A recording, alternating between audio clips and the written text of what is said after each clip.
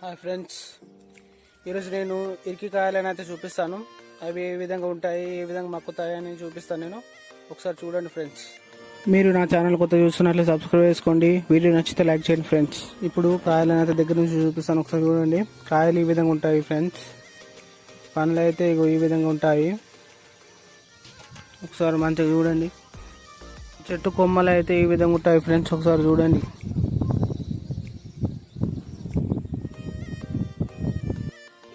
ఆ కాయలను అయితే ఇప్పుడు దగ్గర నుంచి తెంపి చూపిస్తాను. ఒకసారి చూడండి ఫ్రెండ్స్. ఆ కాయలు అయితే ఈ విధంగా ఉంటాయి. ఈ కాయలను ఫ్రెండ్స్ తొక్కు గిన పెట్టుకుంటారు. దీని పండ్లు అయితే ఈ విధంగా ఉంటాయి ఫ్రెండ్స్. ఒకసారి చూపిస్తాను చూడండి దగ్గర నుంచి. దాన్ని పళ్ళ కొడితే మాత్రం లోపల చిక్కగా ఉంటుంది. అది చూడొచ్చు మీరు. ఈ విధంగా